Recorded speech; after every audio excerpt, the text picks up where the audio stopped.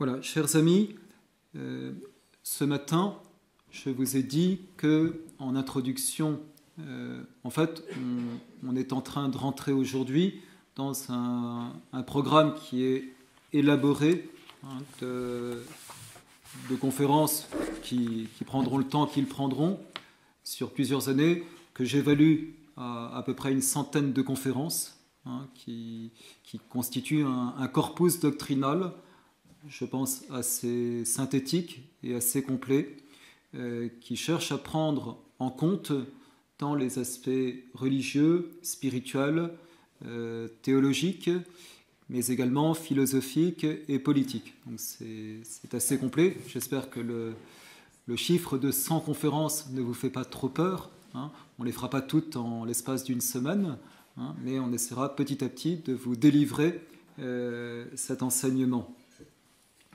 Et au début de ce programme, il y a la conférence introductive, je l'ai appelée les notions préliminaires de vérité, de liberté, de nature humaine et d'existence de Dieu. Et voilà, je voudrais au moins évoquer aujourd'hui la première de ces notions, qui est la notion de vérité. Peut-être pourrais-je aller un petit peu plus loin. Parce que, évidemment, eh bien, quand on fait un enseignement comme celui que vous entendez, on parle, on donne un certain nombre d'idées, on donne un certain nombre de jugements, d'appréciations, et certains jugements sont quand même des jugements qui sont très engageants. En vous disant par exemple, la religion catholique, c'est vraiment la religion que le bon Dieu a donnée aux hommes, et c'est la seule religion qu'il a donnée aux hommes. C'est extrêmement engageant que de dire une chose pareille, ou bien de vous dire que nous considérons qu'aujourd'hui, l'Institut Civitas est l'institut qui représente le mieux la doctrine sociale de l'Église qui a été donnée par les papes. C'est également de nouveau un jugement que nous posons qui est très engageant. Ça veut dire que pour les catholiques, nous pensons que s'ils veulent s'engager sur le plan politique, c'est probablement la meilleure solution qui existe aujourd'hui. Vous voyez, et nous savons bien en vous disant ces choses que de nouveau c'est très engageant parce que ce n'est pas des parties faciles qui sont à jouer. On ne va pas vraiment dans le sens du vent, ni dans le sens du courant qui descend. Et donc vous êtes en droit de nous dire, mais mon père, mais monsieur l'abbé, mais monsieur, voilà, on veut bien vous faire confiance, et en même temps, est-ce que vous êtes capable de rendre compte de ce que de votre certitude que c'est bien vrai, que c'est bien la vérité. Alors, certes, si vous avez, comme je pense pour la grande majorité d'entre vous, si vous avez la foi catholique, et que la foi catholique vraie, c'est-à-dire non pas retouchée à la manière d'après Vatican II, la foi catholique vraie, eh bien vous avez cette persuasion intérieure que, oui, la foi catholique, c'est la vérité. Mais cependant, vous voyez, on en arrive toujours à cette même idée, c'est la vérité. Et donc se pose la question, mais en fait, qu'est-ce que c'est que la vérité ? Et cette question que je pose par rapport à la foi catholique, je la pose aussi par rapport à tous les autres engagements, comme celui, par exemple, vis-à-vis de Civitas. Qu'est-ce qui fait que nous pensons que les principes qui sont soutenus par cet institut sont également en philosophie politique, des principes qui sont vrais, et c'est pour ça que nous les soutenons. Donc derrière tout ça, c'est bien la question de ce qui est vrai et de ce qui ne l'est pas. Voilà. Alors, vous voyez, je vais décomposer cet entretien, qui est donc, vous voyez, ce qu'on appelle de la philosophie, qui vous rappelle peut-être certaines choses que vous avez entendues dans votre enseignement secondaire en terminale, eh bien, mais peut-être exposé un petit peu différemment de ce que je vais vous dire maintenant. Est-ce qu'il existe une vérité? Y a-t-il une vérité? Et s'il existe une vérité, qu'est-ce que la vérité? Et évidemment, ce sont des questions qui sont déterminantes pour toute chose. Très probablement, vous voyez, si nos anciens, les Français des siècles précédents m'entendaient, ils ouvriraient des yeux ronds à la pensée qu'on puisse mettre en doute l'existence même de la vérité. Ils seraient étonnés qu'on soit obligé de commencer tout un ensemble de conférences comme ceux que nous avons en vue par cette idée, mais est-ce qu'il y a une vérité? Parce que pour eux, la question ne se posait probablement même pas. Mais en réalité, si on remonte un petit peu dans les siècles passés, on s'aperçoit que à toutes les époques, dans l'Antiquité jusqu'à aujourd'hui, il y a toujours eu certains courants philosophiques, pseudo-philosophiques, qui ont mis en cause l'existence même de la vérité. Ainsi, donc, je vais faire un bref historique pour vous le montrer. Ainsi, on trouve au 5e siècle avant Jésus-Christ, en Grèce, eh bien, le courant qu'on appelle le courant des sophistes, avec des gens comme Protagoras ou comme Gorgias, qui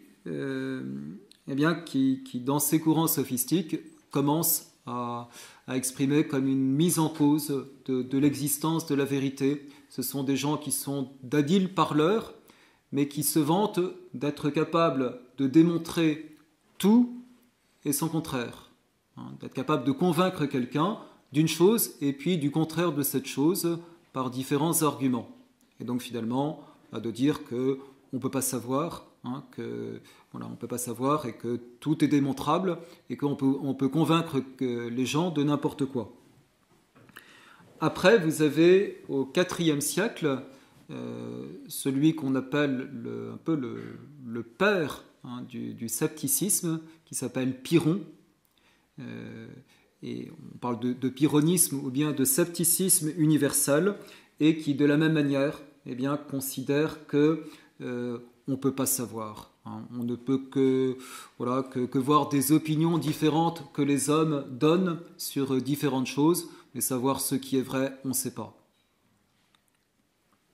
Et puis peut-être que vous vous rappelez cette scène qu'on va justement voir de très près au cours de cette semaine sainte de notre Seigneur Jésus-Christ qui comparait devant Pilate. Et donc on va avoir cette question par rapport à ce que notre Seigneur Jésus-Christ dit, cette question d'un pur sceptique de Pilate, mais qu'est-ce que la vérité? Notre Seigneur lui dit qu'il vient pour donner la vérité, que son royaume est le royaume de la vérité, et Pilate répond d'une façon complètement désabusée, qu'est-ce que la vérité? Et on sent que derrière cette parole, il y a comme idée que la vérité n'existe pas, que ça ne l'intéresse pas, que ça n'a pas d'utilité. Après, vous voyez, je passe très rapidement, mais on peut dire qu'aux différentes époques, on trouve des gens qui, soit directement, soit par des idées qu'ils émettent, vont continuer à accréditer cette espèce de remise en cause que la vérité existe. Il y a ce qu'on appelle les nominalismes, soit le premier nominalisme d'Abélard, soit le deuxième nominalisme au XIIIe siècle d'Occam, sont de nouveau des courants philosophiques qui entraînent dans leurs conséquences que la vérité est remise en cause. Mais même si ces courants, donc, voyez-vous, ont toujours plus ou moins existé à différentes époques, il est vrai qu'ils vont prendre une ampleur très importante avec l'époque moderne. Je réserve à d'autres conférences d'être plus précis dans cette analyse historique, mais celui qui va jouer un rôle très défavorable et très important pour ça, c'est celui qu'on appelle le père de la philosophie moderne, qui est Descartes. Et ensuite, on arrive au XIXe siècle avec des philosophes comme Kant, qui sont typiquement dans une sorte d'impossibilité, on verra pourquoi tout à l'heure, de parvenir à la vérité. Et aujourd'hui, on peut dire qu'il y a plusieurs courants qui aboutissent à cette même idée que non, la vérité n'existe pas. J'en cite 3. Le premier, c'est le subjectivisme. Le subjectivisme, qu'est-ce que c'est? Eh bien, c'est de considérer que ce que je pense, c'est ce qui est important, c'est ce qui est vrai. C'est vrai pour qui? C'est vrai pour moi. Hein, et de tout considérer d'un point de vue subjectif, indépendamment de toute objectivité, hein, indépendamment du réel, de ce qui existe à l'extérieur de moi-même. L'homme est la mesure de toute chose, hein, et voilà, il n'y a pas de réalité objective qui existe. Le deuxième courant que l'on peut nommer, c'est l'évolutionnisme.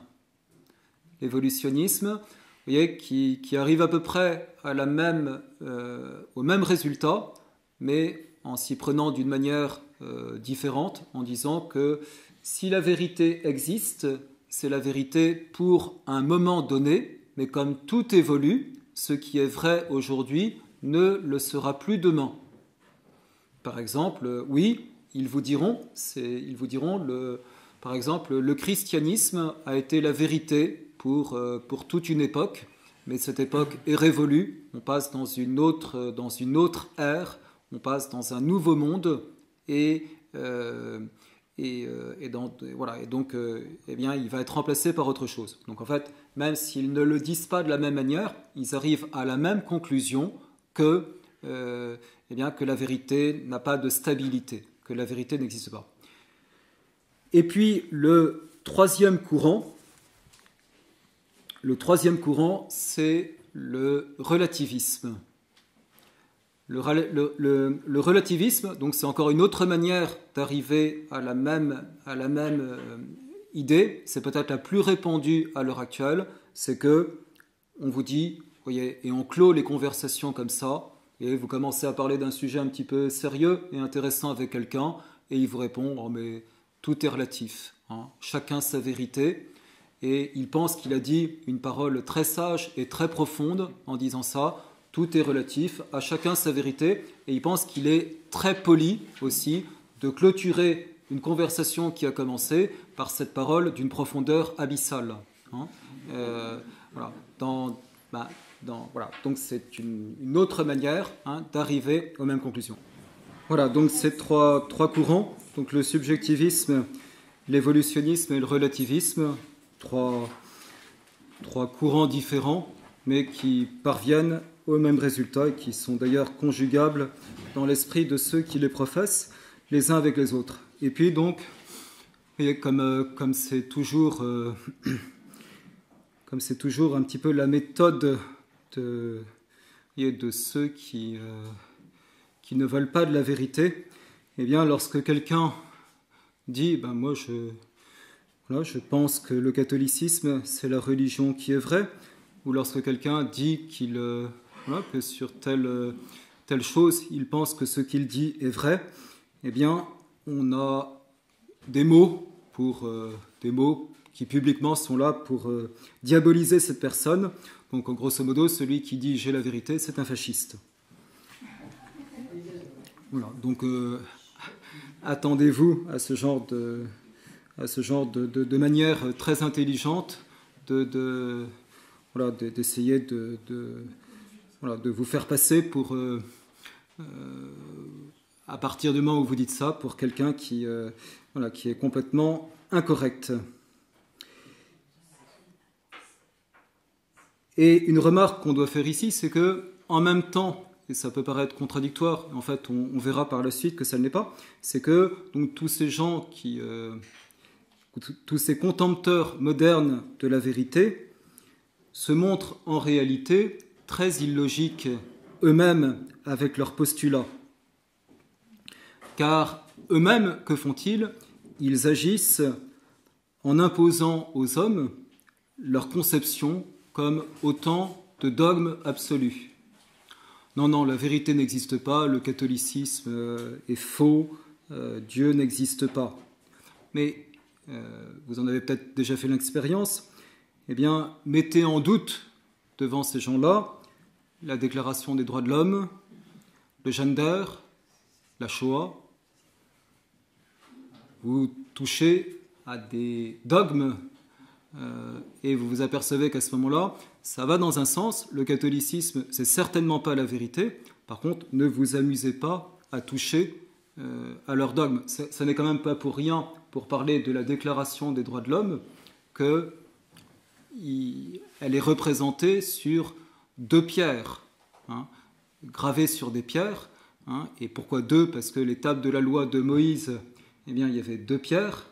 Et de la même manière, donc, vous avez... Voilà, donc c'est pour montrer, vous voyez, un petit peu cette façon qui est très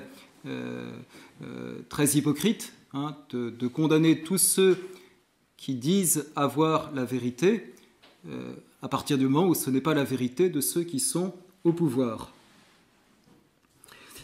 Et puis... Voilà, alors je dirais maintenant, vous voyez, je vais essayer de vous montrer d'une façon qui est un petit peu inductive ce que c'est que la vérité, hein, que la vérité existe et ce que c'est que la vérité, d'une façon un petit peu inductive, c'est-à-dire en essayant de suivre vos esprits. Vous voyez, je pense que pour certains d'entre vous, certainement, seraient capables de vraiment me donner une définition de ce qu'est la vérité, et d'autres probablement, sans savoir donner la définition, s'en approcheraient. Mais ce qu'il faut, c'est de bien voir qu'on peut aboutir à savoir ce qu'est la vérité, comment la définir, d'une façon qui est très simple et qui serait compréhensible par des adolescents. Mais une première remarque, c'est que si on dit que la vérité n'existe pas, et si on part de ce postulat que la vérité n'existe pas, eh bien on s'aperçoit que la vie devient impossible. Si vraiment on tient que la vérité n'existe pas, la vie devient impossible et on va le montrer par l'absurde. Si la vérité n'existe pas, s'il n'y a pas de vérité, ça veut dire que le mensonge n'existe pas non plus. Mais si le mensonge n'existe pas, eh bien il faut expliquer cette espèce de répulsion universelle qu'on trouve chez les hommes contre les menteurs. Hein, rien normalement n'est plus discréditant. Vous voyez, c'est le mensonge à quelque chose qui est plus méprisable dans la conscience de tous les hommes, même que le vol. Le menteur, c'est vraiment celui à qui on peut pas faire confiance, on peut avoir aucun rapport avec lui. Vous voyez, et donc on voit bien que c'est dans la conscience, dans la psychologie de tous les hommes, de considérer le menteur comme étant quelqu'un avec qui on ne peut pas frayer. Et donc ça voudrait dire, vous voyez, pour commencer les choses, ça voudrait dire que ce qui existe dans la conscience de chaque homme, de tous les hommes, de tout l'univers, hein, ce sentiment, cette idée du vrai et du faux, et que le menteur eh bien, est méprisable, vous voyez, ça veut dire que tout serait faux dans toute la nature humaine, dans tous les hommes. Ça voudrait dire également, si le mensonge n'existe pas, que eh bien, dans l'éducation des enfants, hein, quand vous prenez votre enfant en flagrant délit de vous dire des carabistouilles, hein, de vous dire que non, c'est pas lui qui a cassé l'assiette, alors que c'est lui qui a cassé l'assiette et que vous l'avez vu, eh bien, vous ne pouvez pas lui dire non, mais je t'ai vu casser l'assiette, donc c'est bien toi, et tu es en train de me mentir quand tu me dis que tu l'as pas cassé. Et puis, je dirais, vous voyez, pour montrer un petit peu l'absurdité des choses, vous voyez, on est, soi-disant, dans une société voilà, où toutes les opinions se valent, où la vérité n'existe pas. Mais alors, quel est le sens, par exemple, des serments qu'on vous fait prêter quand vous passez devant les tribunaux, hein, on vous dit eh bien, j'irai de dire la vérité, rien que la vérité, toute la vérité. Mais qu'est-ce que ça signifie si la vérité n'existe pas? Et puis, toute vie devient impossible, parce que s'il n'y a pas de vérité, quel est le sens de l'enseignement? Quand vous mettez vos enfants à l'école, quel est finalement l'intérêt de mettre vos enfants à l'école si ce qui va leur être enseigné, c'est ni vrai ni faux, ni bien ni mal? Gardez-les chez vous, vous ferez des économies, ils seront contents, ils seront tout le temps en vacances. Hein, et voilà, donc quel est le sens de l'enseignement? Je dois transmettre, je suis professeur d'histoire, et mes élèves, pour commencer, comme a priori, ont que tout ce que je veux leur enseigner, c'est pas vrai, parce que la vérité n'existe pas. Voilà, et c'est comme ça en histoire, c'est comme ça en géographie, c'est comme ça en astronomie, en mathématiques, en médecine. Vous allez à l'hôpital parce que vous êtes malade, eh bien, vous voyez, si la vérité n'existe pas, eh bien, ça signifie que les médecins à qui vous allez avoir affaire ne savent rien dans leur médecine, dans leur art médical. Je ne dis pas que ce ne soit pas vrai pour certains, mais là, voilà, ce serait universel. Et donc, voilà, la vie n'est plus possible. Hein, voilà. Et puis, le bien et le mal n'existent pas. Le bien et le mal n'existent pas. Moi, je dis, tuer un innocent, c'est un crime, et je dis que c'est une vérité. Mais si la vérité n'existe pas, je ne peux plus dire tuer un innocent, c'est un crime. S'il n'y a pas de vérité, donc il n'y a ni bien ni mal aussi. Et puis, vous voyez, ce que vous pouvez faire observer avec un petit sourire quand quelqu'un vous dit avec solennité la vérité n'existe pas, vous pouvez juste lui dire, eh bien, dans ces cas-là, il y a au moins une vérité, cher monsieur, c'est que la vérité n'existe pas. Donc, vous voyez, on est quand même sur un concept où on voit bien qu'on arrive à l'absurde si la vérité n'existe pas. Alors, c'est une première démonstration par l'absurde. Et puis ensuite, vous voyez, d'une façon qui est plus positive, je comprends bien, d'une façon qui touche à l'évidence, qui est évidente, je comprends bien qu'il y a des affirmations qui sont justes et d'autres qui sont fausses. Vous voyez, je vous dis, toute conscience de l'homme, toute conscience humaine, eh bien, c'est un premier principe qui est en elle et qui lui fait dire sur le plan moral, je dois faire le bien et éviter le mal. Ou bien, je cherche le bonheur sur la terre. Ou bien, deux choses ne peuvent pas être vraies. Une chose ne peut pas être vraie et fausse en même temps et sous le même rapport. Et c'est un certain nombre de premiers principes que j'ai en moi et je sais qu'elles sont vraies. Je ne serai pas peut-être capable de le démontrer, mais je sais qu'elles sont vraies. Je ne dois pas mentir, je ne dois pas voler, c'est en moi. Et je sais très bien que que l'affirmation qui consiste à dire « je ne dois pas mentir », c'est une affirmation qui est vraie et que si je mens, je rougis, si j'ai encore le sens du péché et que je fais mal. Ou bien, vous voyez, je dirais, je prends ces 4 images qui sont sur cette table, il y en a plus, bon, je prends 4, et je dis 1, 2, 3, 4, il y a 4 images. Et je sais bien que c'est la réalité. J'ai compté 1, 2, 3, 4, il y a 4 images. 2 plus 2 égale 4, 2 plus 2 n'égale pas 5. Le soleil éclaire et réchauffe, la vigne produit du raisin, vous êtes assis sur des chaises et vous n'êtes pas assis par terre. Voilà, ce sont des vérités que chacun peut constater. J'affirme donc bien, et je dirais en permanence, que des vérités existent. Et si, vous voyez, si je ne peux pas dire ça, si je ne peux pas partir de cette base, eh bien, je me tais. Si tout ce que je viens de dire est faux, autant se taire, et la vie n'est plus possible. Donc on voit bien que l'existence de vérité l'existence de telle vérité, telle vérité, telle vérité, est quelque chose qui est du domaine de l'évidence. Donc j'ai affirmé que des vérités existent. Mais maintenant, chers amis, vous voyez, je vais passer à la deuxième question qui est, mais qu'est-ce qui fait qu'un jugement est dit vrai, ou qu'est-ce qui fait qu'un jugement n'est pas vrai? Vous voyez, c'est la deuxième question.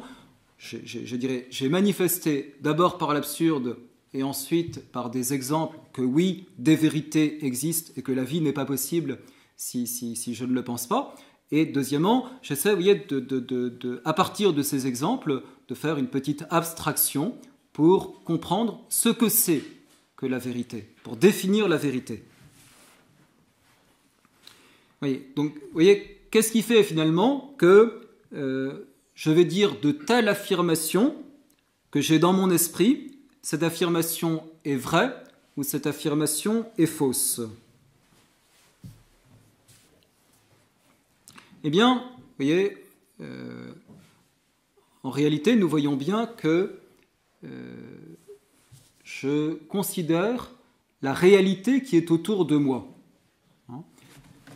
4 images, voilà, je les vois chacune d'entre elles, 1, 2, 3, 4. Je regarde la réalité et je vais former un jugement dans mon esprit qui va être, il y a 4 images sur la table. Mais comment ce jugement vient dans mon esprit? Ce jugement vient à partir de l'extérieur de moi-même dont j'ai fait le constat, et de l'extérieur de moi-même, eh bien, j'en arrive à formuler un jugement dans mon esprit qui est vrai. Pourquoi? Qui est vrai parce qu'il est en adéquation avec ce que j'ai constaté à l'extérieur de moi-même. Et on est tout près de notre définition de la vérité, vous voyez, qui est une sorte d'adéquation qui doit exister entre ce qui est à l'extérieur de moi et ce que j'ai dans mon esprit. S'il n'y a pas cette adéquation, si je dis il y a 5 images ici alors qu'il n'y en a que 4, eh bien, vous voyez, il y a une distorsion qui existe entre la réalité extérieure à moi-même et le jugement que j'ai dans mon esprit. Donc ce qui fait la vérité, c'est qu'il y a adéquation, c'est la définition, adéquation entre la chose et mon esprit. Adéquation entre mon esprit et la chose, en latin, c'est tout simple, c'est en 3 mots, c'est les définitions concises, magnifiques de la scolastique. Adequatio rei et intellectus, je viens de définir la vérité. La vérité, c'est l'adéquation entre la chose et l'esprit. Et donc, alors, la définition que je viens de vous donner, mais vous voyez que je ne voulais pas donner d'une façon, je ne voulais pas imposer. On est en philosophie, je suis là pour, vous voyez, on est là pour démontrer, on n'est pas là pour imposer. Vous voyez, je vous ai fait le cheminement qui permet d'arriver à cette définition. Et cette définition, elle est vraie justement parce qu'elle est issue de ce que nous avons abstrait après avoir observé différentes vérités qu'on peut prendre. Adequatio rei et intellectus, la définition que je viens de vous donner, c'est ce qu'on appelle la vérité logique. Notre jugement est vrai lorsqu'il dit qu'une chose est ce qu'elle est. Alors, je vais maintenant aller un tout petit peu plus loin dans la définition de la vérité, parce que, vous voyez, on peut parler de vérité, là, on a besoin en fait de 2 notions. Voilà, il y a la vérité logique, et je vais maintenant parler d'une deuxième notion de la vérité qui n'est pas du tout contradictoire avec la première, mais vous allez voir qui dit un petit peu autre chose. C'est ce qu'on appelle la vérité ontologique. Je vous ai d'abord parlé de la vérité logique, et maintenant je vous parle de la vérité ontologique. Oui, donc dans la vérité logique, vous avez bien compris, on a dit adéquation entre la chose et mon esprit. Mon jugement est vrai parce que mon jugement exprime la réalité qui est à l'extérieur de moi-même. Dans la vérité ontologique, vous voyez, je vais... qu'est-ce que je dis? Eh bien, je dis, messieurs, dames, vous êtes assis sur des chaises. mais pour que je puisse dire cette vérité, à savoir que vous êtes assis sur des chaises, j'ai besoin de quoi dans mon esprit? J'ai besoin de savoir ce que c'est qu'une chaise, hein, et de dire, étant donné cette notion de chaise que j'ai dans mon esprit, ces messieurs dames sont assis sur des chaises. Et si je n'avais pas ce concept suffisant de ce qu'est une chaise dans mon esprit, eh bien, je ne serais pas capable de dire ces messieurs dames sont assis sur des chaises. Donc, ça vous permet de comprendre ce que c'est que la vérité, cette fois-ci ontologique. Eh bien, c'est l'être lui-même. C'est l'être lui-même que j'ai. Vous voyez, c'est le type idéal, hein, le type, c'est-à-dire l'exemplaire idéal que j'ai de quelque chose qui est dans mon esprit. Parce que dans mon esprit, j'ai le type idéal de ce qu'est une chaise, je suis capable de dire vous êtes assis sur des chaises. Si je n'avais pas dans mon esprit, prenez un petit enfant qui commence à découvrir le réel, vous voyez, qui ne saurait pas encore ce que c'est qu'une chaise, eh bien il ne pourrait pas dire vous êtes assis sur des chaises. Si je peux le dire, c'est que j'ai ce type idéal de la chaise dans mon esprit. Alors bien sûr, les exemples qu'on prend pour faciliter le cheminement des esprits sont des exemples très simples. Mais maintenant, eh bien, je dirais que vous voyez, le critère de ce qu'est la vérité, eh bien, vous l'avez compris, hein, et vous le possédez précisément. Adequatio rei et intellectus, hein, adéquation entre la chose et mon esprit, voilà, pour la vérité logique. Et puis, pour que cette vérité logique soit possible, il faut que j'ai au-dedans de moi ce qu'on appelle la vérité ontologique, qui fait que je suis capable de savoir ce que c'est que telle chose. Alors, voilà, vous voyez, bien entendu, vous faites vous-même eh bien, les développements et les applications. J'ai pris des exemples très simples et pas très intéressants en eux-mêmes, mais vous voyez, c'est avec ces critères-là, chers amis, que nous allons considérer toute chose. Vous voyez, toutes les affirmations que vous entendez ici, qui sont données soit dans le cadre de la foi catholique, soit qui sont données dans le cadre de la philosophie politique, je dirais, eh bien, il s'agit de savoir si elles sont vraies, et c'est normal, hein, et c'est normal que vous vous demandiez, mais est-ce qu'elles sont vraies? Et comment vous allez savoir si tous ces jugements, toutes ces affirmations que vous entendez sont vraies? Comment vous allez le savoir? Eh bien, justement, en vous disant, mais est-ce que le père, est-ce que M. Brossard, est-ce que telle personne dit la vérité? Et comment vous allez savoir? Vous voyez, vous ne mettez pas en cause notre sincérité, qui n'est pas du tout la vérité. Hein, la grande différence entre la sincérité et la vérité. Et vous allez vous dire, est-ce que lorsque le Père me dit Dieu existe, comment vous allez voir si c'est vrai? Vous allez vous dire, est-ce que c'est la réalité? Est-ce que Dieu existe à l'extérieur de moi-même? Est-ce que Dieu existe? Si Dieu existe, eh bien, c'est une vérité que Dieu existe.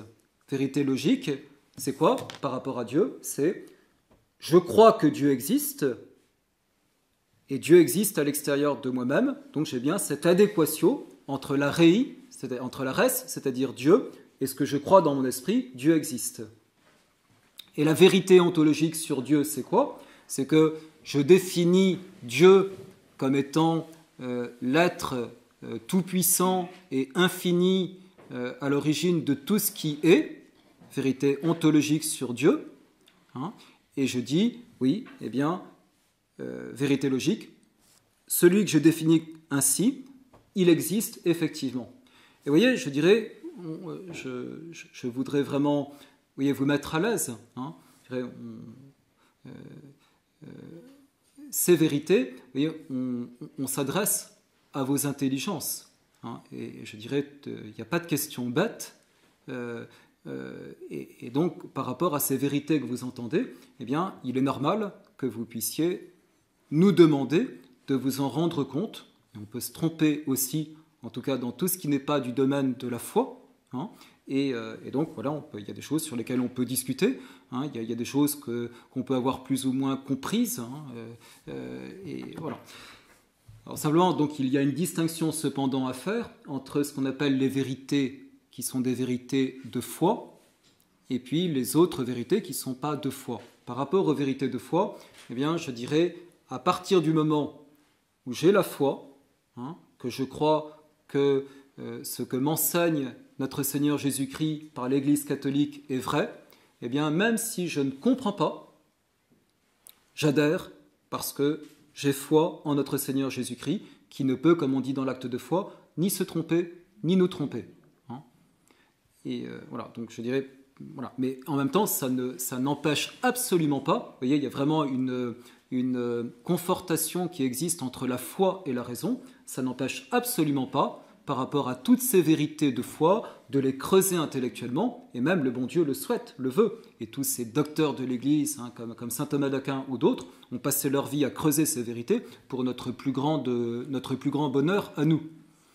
Et par rapport aux autres vérités, vous voyez, qui sont des vérités qui ne sont pas de foi, qui sont des vérités philosophiques, vous voyez, de toutes les conceptions, enfin, de tous les horizons possibles, eh bien, effectivement, il s'agit de pouvoir démontrer ce qui fait que c'est vrai, c'est-à-dire ce qui fait qu'il y a de nouveau correspondance entre ce que nous vous disons être une vérité et puis ce qui est à l'extérieur, ce qui est la réalité. Et c'est ce qui fait, chers amis, que nous allons nous définir d'un point de vue, en tant que catholique, nous allons nous définir d'un point de vue philosophique comme étant ce qu'on appelle, et c'est comme ça qu'on a appelé les grands philosophes catholiques, ce qu'on appelle des réalistes. Pas des idéalistes, je vais un tout petit peu exprimer ce que c'est, mais des réalistes. C'est-à-dire que nous estimons que, oui, la vérité, c'est cette adéquation entre le réel extérieur qu'on peut connaître et puis les jugements intérieurs. Et en cela, les réalistes s'opposent à qui? S'opposent aux idéalistes. Alors vous allez dire, mais c'est bien d'avoir un idéal. Oui, mais ce n'est pas du tout dans ce sens-là qu'il faut le comprendre. Aux idéalistes qui disent quoi? Les idéalistes, c'est par exemple Kant, Hegel, Fichte et même Descartes.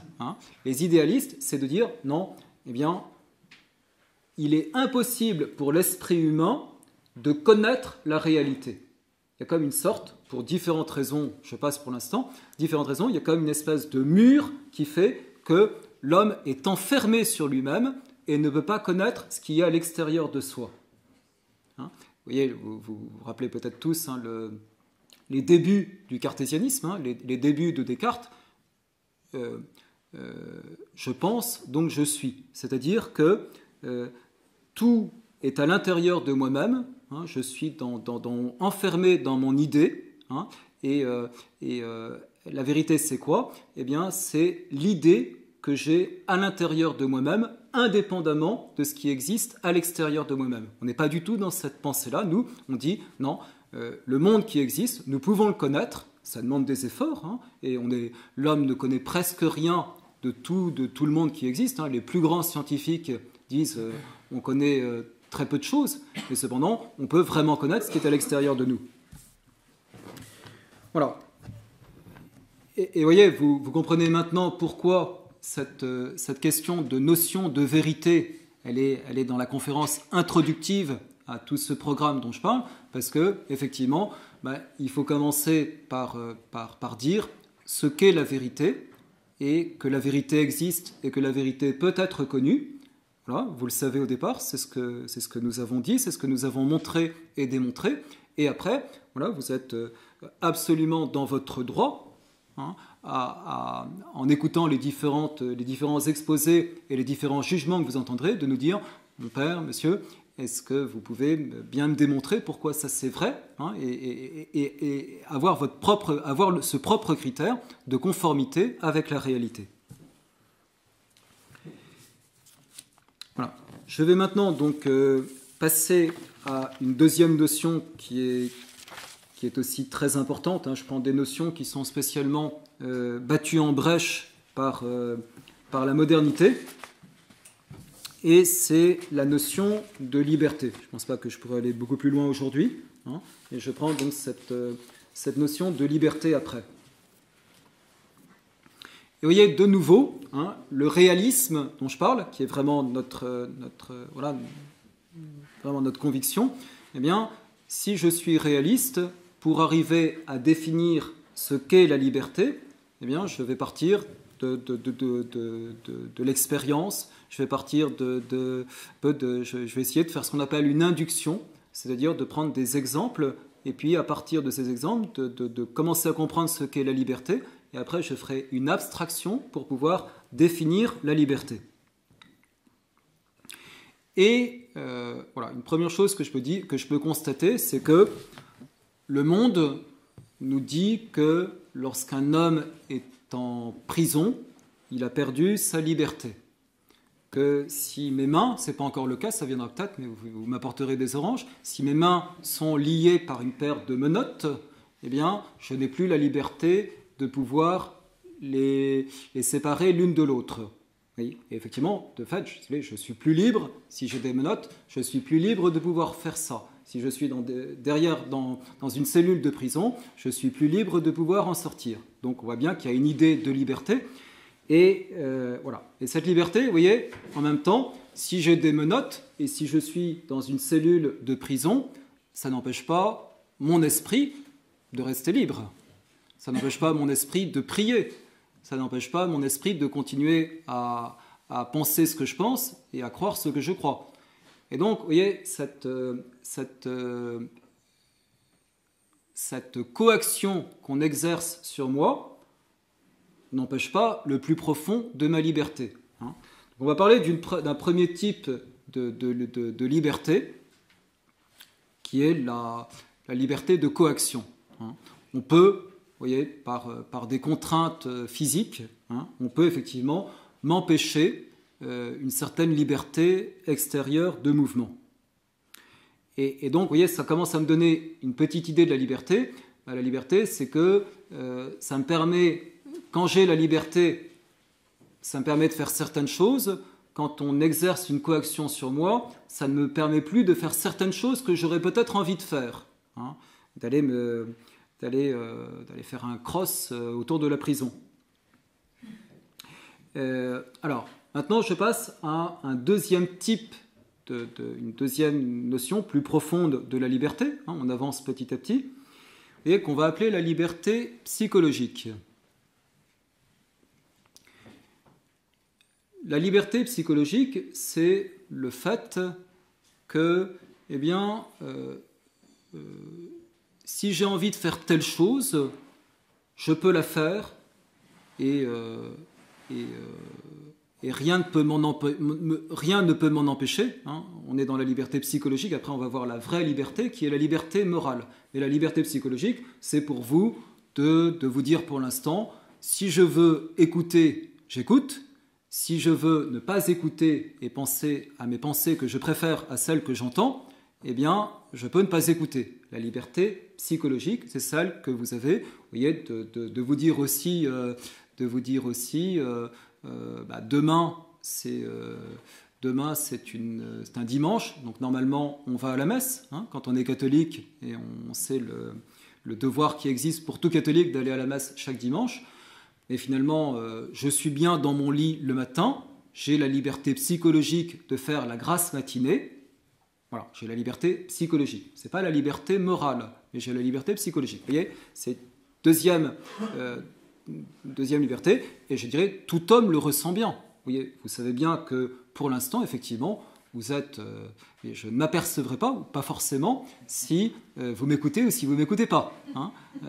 Parfois, certains ronflements permettent de comprendre ce qui se passe, mais là, c'est... Voilà. Donc ça, c'est la liberté psychologique.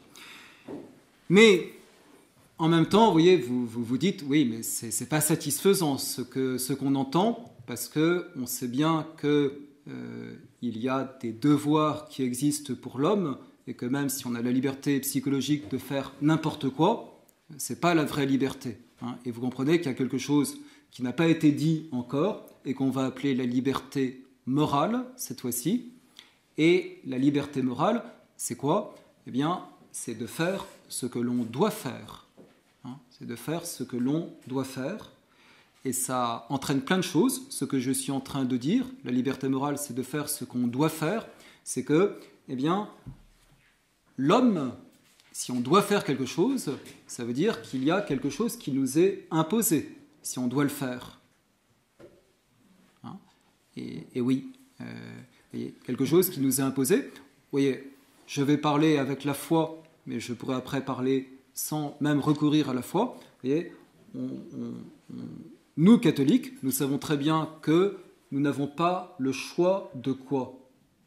Nous n'avons pas le choix du but de l'existence. C'est capital ce que je suis en train de dire. Nous n'avons pas le choix du but de l'existence. Le but nous a été fixé par Dieu. Il s'appelle faire son salut, hein, et il s'appelle vivre saintement sur la terre, faire du bien autour de soi. Vous voyez, le but, c'est... Voilà. Donc on n'a pas le choix du but. Mais si on n'a pas le choix du but, eh bien ça veut dire qu'on a des choses que l'on doit faire dans sa vie pour pouvoir atteindre ce but. Et c'est comme un voyage qui vous est imposé. Hein, et la vie sur la terre est comme un voyage. Hein, quand un voyage, vous voulez faire un voyage, vous voulez arriver à tel endroit, eh bien vous pouvez aller comme ça. Vous pouvez aller comme ça, on dit tous les chemins mènent à Rome, hein, vous pouvez aller de différentes manières. Vous avez donc le choix des moyens, et vous n'avez pas le choix de la finalité. Hein, donc vous devez arriver à cette finalité. Et si vous n'arrivez pas à cette finalité, eh bien vous perdez tout. Hein.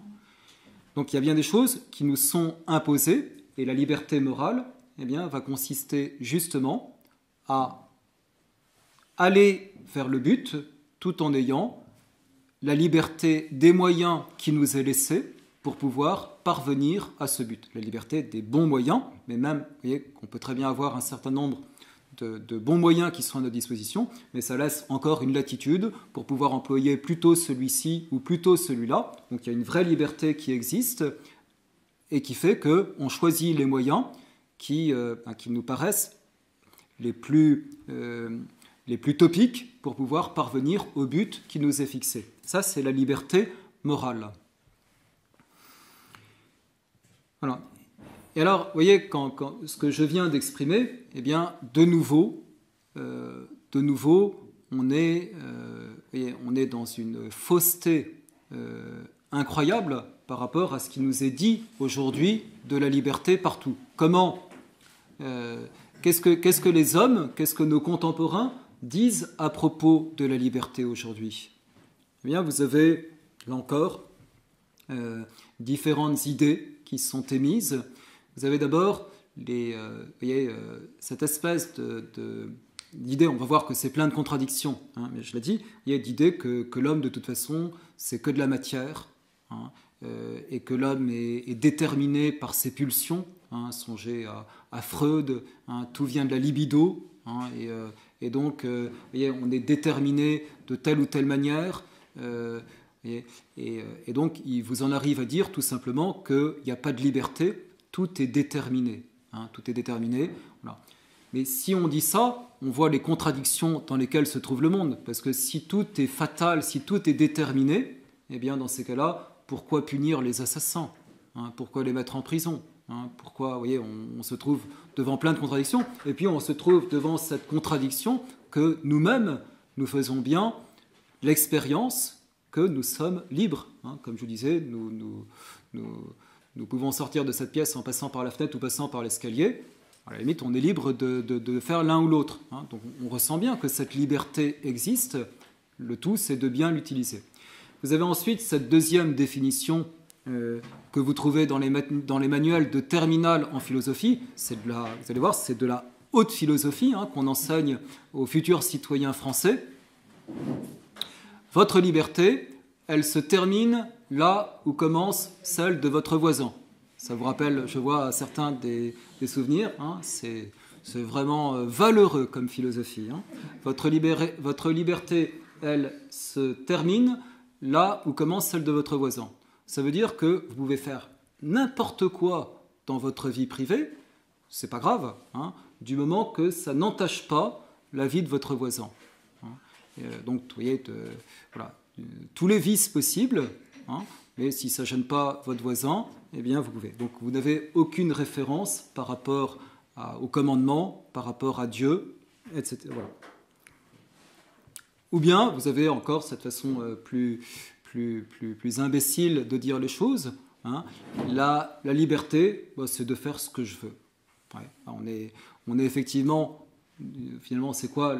Quand on dit la liberté, c'est de faire ce que je veux, eh bien, on élimine complètement la liberté morale et on ne prend que la liberté psychologique. Vous voyez, et si vous partez de cette idée-là qui est extrêmement répandue, imaginez le père de famille, moi, ma liberté, c'est de faire ce que je veux.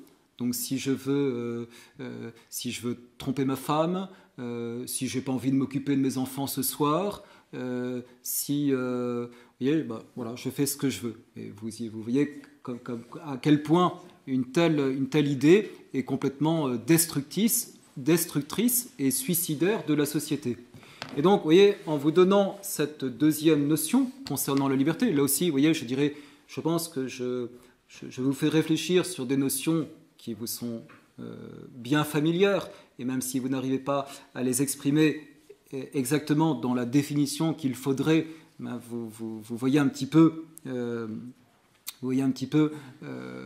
ce que c'est que la liberté.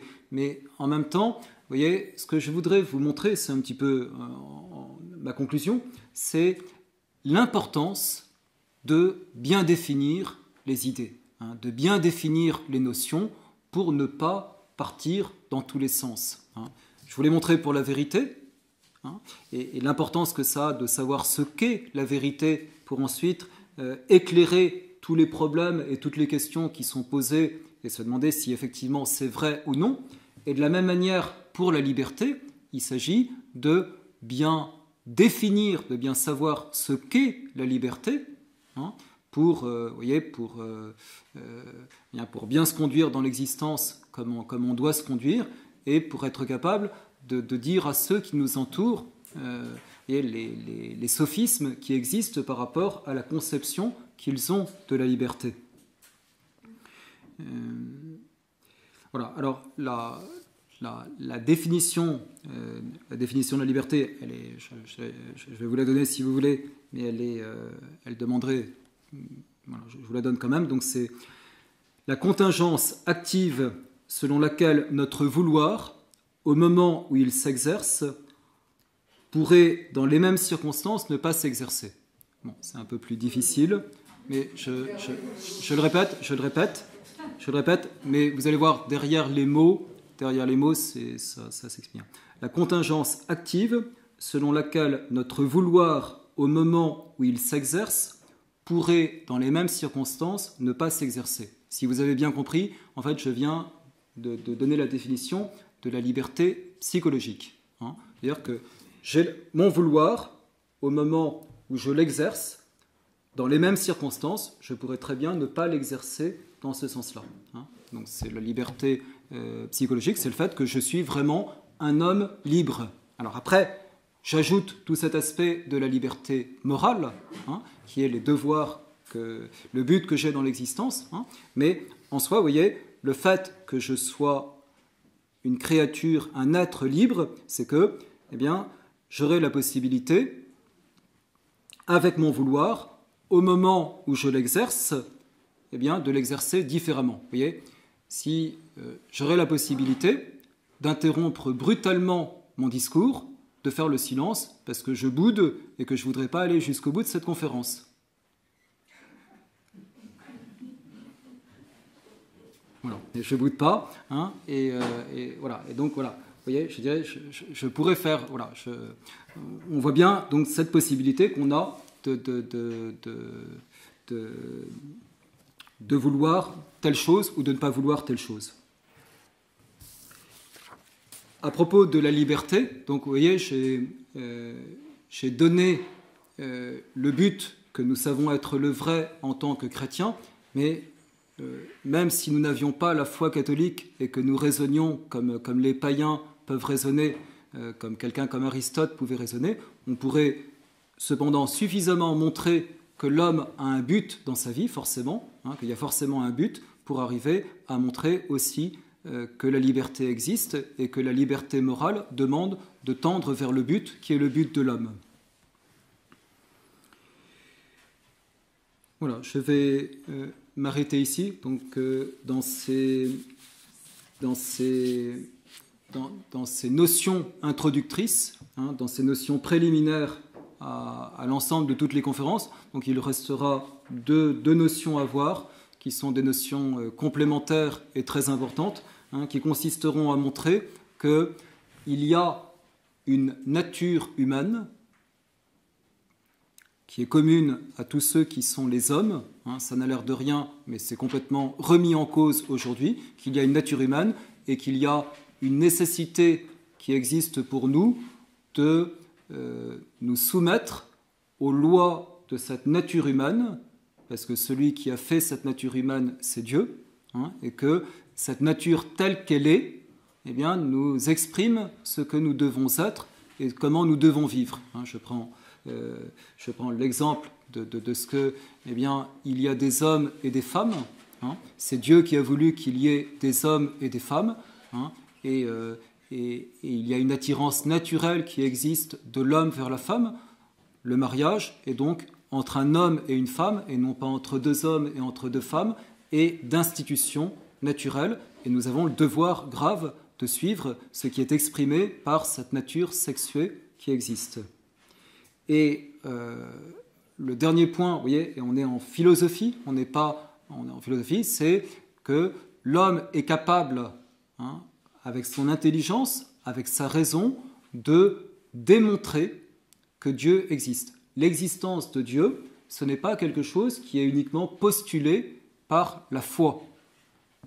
Sans la foi, vous voyez, indépendamment de la foi, je peux démontrer, et d'une façon qui n'est pas difficile, que Dieu existe.